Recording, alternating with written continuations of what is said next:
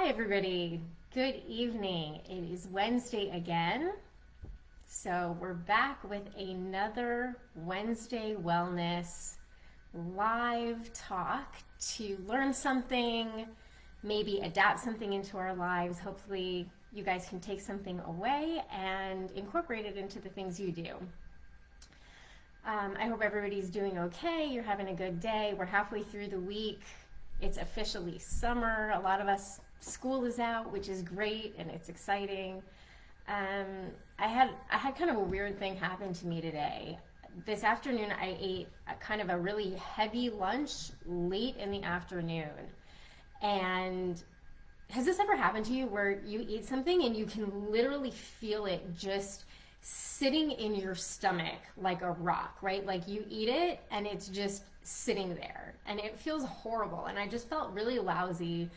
And it started getting later in the afternoon and I just wasn't feeling terrific. And then my mind starts racing and I start panicking and I'm like, oh my gosh, I have so much to do. I have to get my kids taken care of.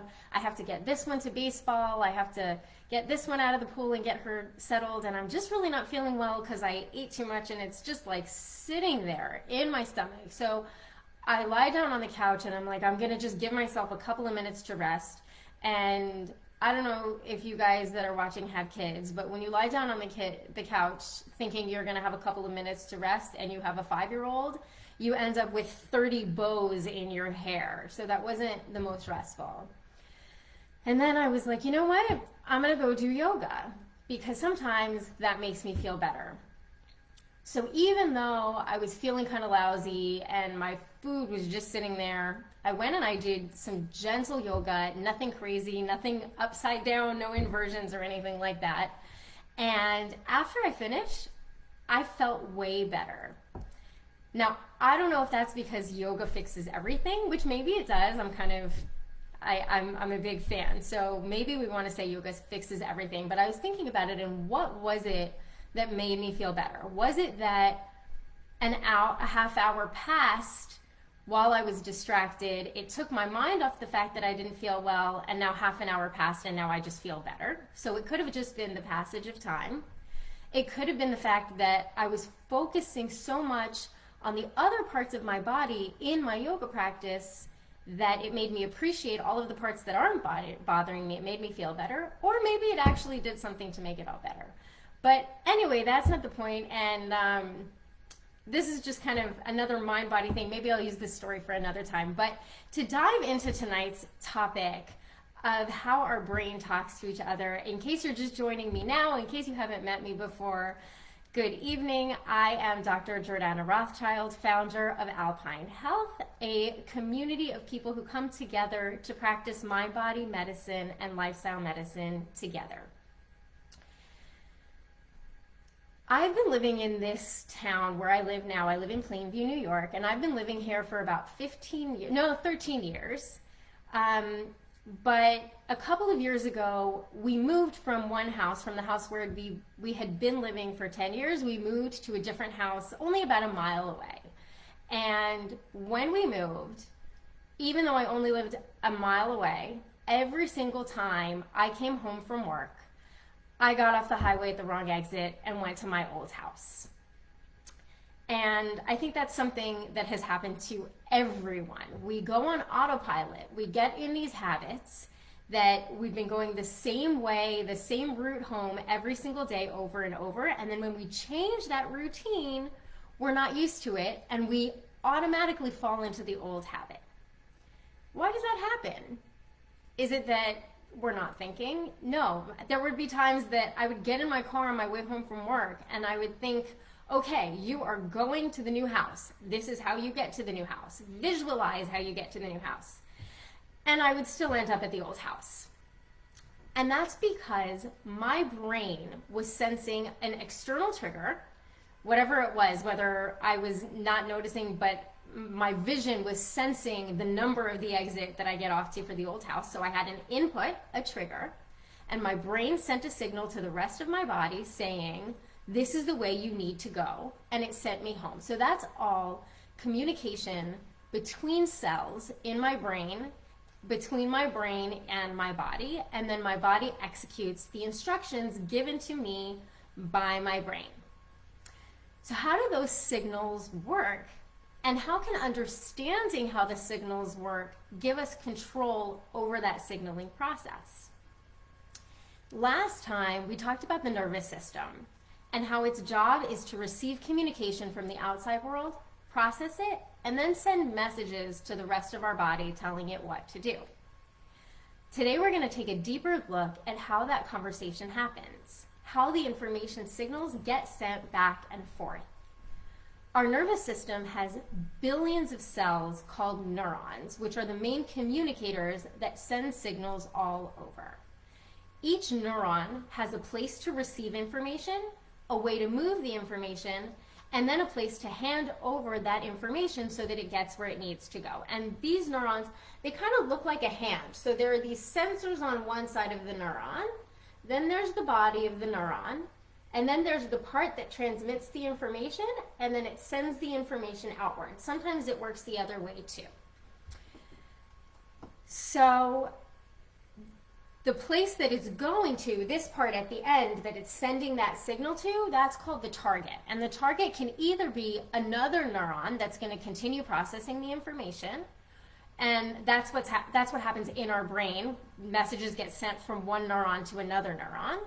Or the target can be some other part of our body, our muscles, our organs, blood vessels, glands, and it tells that body part what to do. So the cells in the nervous system, in the central nervous system, remember that's the brain and the spinal cord, they transmit information to each other and to and from the peripheral nervous system, which you remember is the rest of the nervous system sending out those nerves to the rest of our body. Once it gets sent out to the peripheral nervous system, those cells transmit information to and from target cells in the body. Remember last time we also learned that that peripheral nervous system is divided into two groups. The one that talks to skeletal muscle, which is voluntary, the ones we can control, right? If you pick up your hand and put it on your head, that's voluntary. That's my brain told my arm to move it and do what I wanted it to do. And the second group is the ones that talk to smooth muscle, which is what your internal organs are made out of, cardiac muscle, which is what your heart is made out of, and glands, which are in charge of releasing hormones. So that's the autonomic nervous system, which is responsible for that fight or flight, as well as the rest and digest. We talked about that last time. So how exactly do each of these cells talk to each other? They carry chemical messengers that they release next to the target cell. And then the target cell has receptors that recognize that package of chemicals, and it tells it what to do. That location, the space between the neuron that's giving the instruction and its target cell, that's called the synapse, and that's really important. We'll get back to that a little bit later. But there are hundreds of different chemical messengers. Those messengers are called neurotransmitters, and you probably have heard of some of them. That's your serotonin, dopamine, epinephrine, histamine. We use these words all the time, but we don't really know exactly what they mean. So those are all neurotransmitters, which are packages of chemicals that transmit messages between neurons and their target cells. So these chemicals are sitting in a resting state in these little packages at the end of the neuron, waiting for a signal from the neuron that they should be released. And then to complicate things even more, any one given chemical can cause a whole bunch of different responses depending on the receptor that the target cell has waiting for it. So I know this is complicated, but I like to think of it kind of like a post office and the postal service. So imagine you're in charge of the United States Postal Service and you have millions of letters and packages that you need to deliver, and you need to make sure that they get to the right place. And then in these letters, there are instructions and messages and all kinds of things that are going to cause the people receiving them to act in different ways. So the letters are the neurotransmitters, and each post office is a neuron. Each plane, truck, or train that's going between them that carries the letters They carry the letters either to the next post office, to the next neuron, or to the final destination, to the target cell. Let's track the path of a letter. So I'm going to write a letter and put it in the mail. That's the input signal. The letter carrier, that's the neuron, is going to carry that letter to the post office. And that's the part of the central nervous system that's going to look at the letter, check the address, see where it needs to go, and decide what to do with it. Then it dispatches whatever carrier it needs, a plane, a truck, whatever it is, and it gets sent to the next post office branch where the employees there are going to have to receive the packages. So the employees there are going to be like the receptors that take in the information. And every single handoff location, that's the synapse where this exchange of information takes place. Then from there, the letter gets where it needs to go. Either directly, it's going to go just right to the target cell, or it might bounce around to a few different post offices in order to get where it needs to go. And then at each post office, there are more employees, these are the receptors, that are going to receive the letter, process them, and figure out where they need to go. But that's not the whole story, right? Just because I send a letter and it gets delivered to the right address doesn't mean my instructions are going to be carried out, does it? It also depends on who opens the letter. So that's going to be the final receptor on the target organ. If I send a recipe for chocolate brownies and my daughter is the one to open that letter, I know she's going to get really excited because she loves chocolate. She's going to get someone to help her and she's going to make those brownies. If my son's the one to open that letter, he's going to take one look at it, decide he doesn't really like brownies, he doesn't really like baking, and he's just going to discard it and leave it on the counter, or maybe if I'm lucky, he'll actually throw it in the garbage. And if nobody's home, the letter might just sit there and get lost and never opened. The same thing is true of neurotransmitters. The same neurotransmitter can do different things, can cause different results, depending on whether there's a receptor waiting to grab it and what type of receptor it is that gets the message. So the neurotransmitters can either activate a cell, deactivate it, depending on the signal, and it can cause, or it can just diffuse and not even make it to the cell. So we can talk about all the different types of neurotransmitters and what they do to each target organ a different time. If you have a favorite one that you really want to learn about, write it in the comments and we'll pick those first. You can pick, serotonin, endorphins, histamine, dopamine, epinephrine, whatever your favorite neurotransmitter is. Just drop it in the comments. Maybe we'll talk about it next time. And let's get back to our neurons, our neurotransmitters that send the information, the receptors on target cells, because this is also really important for learning and how our brain cells are constantly changing. And this gets back to those habits, to those automatic actions, those triggers that we do without having to think about it. So let's say you're back to running that postal service and all of a sudden there's a crazy increase in the amount of mail that is coming into the branch in plain view. What are you going to do? For a little while, those letters are going to get backed up and they're not going to be delivered.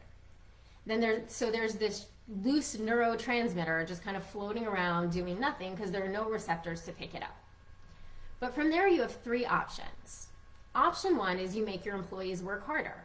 This can happen. Our receptors can get more responsive to the signal that they're receiving when they're constantly being stimulated by all of these inputs, by all of these letters. If this goes on for a long time though, you don't want your employees to burn out. So you can increase the number of employees, you can hire more staff. Our neurons can do that too, and our target cells can do that too, by increasing the number of receptors and not just the quality of the receptors. And if this keeps going on for a really long time, you can even decide, you know what? That Plainview hub is just booming. My staff can't handle it. There's no room for more staff to be hired. We're going to open up another branch in Plainview, and another branch, and another branch. So our neurons and target cells can do that too. We can create more synapses, more connections between the neurons and the target cells to strengthen the signal and to strengthen the connection. The opposite can happen too though. Let's say that the Hicksville branch has been really slow for a while. No mail's coming in. So now the employees are just kind of sitting around doing nothing. A letter comes in and there's this sluggish response. Some bored, tired worker turns to her friend, hey, can you get this one? So sure, she gets it. She handles the letter. It gets processed, but it's a little sluggish and slow. And that goes on for a little while. So that means your receptors are now less responsive to the triggers. But when this goes on for a while, you don't want to keep paying those employees because they don't have any work to do. They're bored. So you start laying off employees. No sense in paying people to sit around and do nothing. You're decreasing the number of synapses, the connections between nerves, and you might even decide to close the Hicksville branch. So you can decrease the number of synapses, and sometimes, if this goes on long enough, it can even result in that neuron dying and cell death, and there's just nothing happening there, so eventually our bodies decide that it's not worth putting energy there. So that process of adding and strengthening signal pathways and pruning and getting rid of the unproductive signaling pathways, that's called neuroplasticity. Neuroplasticity is our brain's ability to change constantly. It happens much more when we're younger, while we're still learning and developing new things, but even throughout our lives, we retain this neuroplasticity, the ability to strengthen connections and to get rid of the connections that aren't working for us. This can be helpful, like when we want to learn something new and we want to keep getting better at it, but it can also be harmful if our brain gets stuck in a negative pattern. It also means that the more often we practice stressing out, the better we get at it and the more quickly we jump into a stressful reaction. I'm going to take this piece of paper and I'm going to fold it in half. Takes me a little while to line up the edges, right? And now I'm going to fold it again. It's not quite perfect, but it's good enough. And I'm going to fold it again until I have a grid.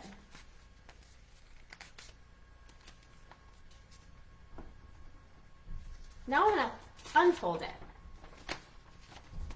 And I want this grid. Now I'm going to fold it again where the creases were. It's a lot faster and easier to do it when the creases are already there. And if I unfold it and fold it again, the more times I do it,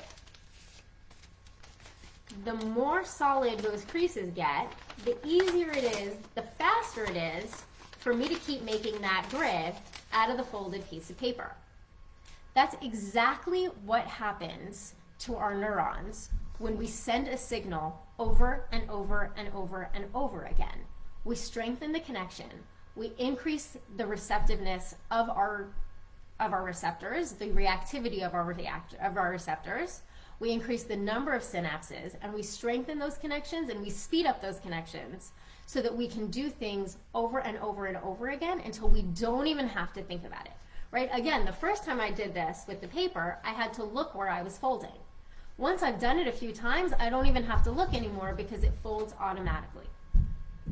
Those strong pathways are the reason that I kept ending up at the wrong house when I had been driving to the same place for 10 years and then decided to change my routine. But the same thing is true when you practice relaxation techniques. When you do it the first time, your brain has to work really hard. But then with practice, repetition, over and over and over again, sending that signal through your nervous system, you strengthen those pathways and it gets easier and easier. We would love to help you develop a consistent practice and help you practice and repeat relaxation techniques every single day. We want to walk you through learning how to relax your mind over and over every day until you're really good at it and it becomes automatic for you. Starting next week, our 7x7 program is going to run live. We're going to walk you through 7 days of 7-minute guided relaxation techniques that you can practice every single day so you can literally teach your brain to form new connections and teach yourself how to follow that new brain pathway. If you want to join us for that, write relax in the comments and I'll message you with the link to sign up. If you have any questions about any of this, please either message me privately if you don't want to ask in the whole group, or write it in the comments. We want to hear your questions. We want to hear your feedback. And we are so happy that you joined us this evening. Have a great night, everyone, and we'll see you soon.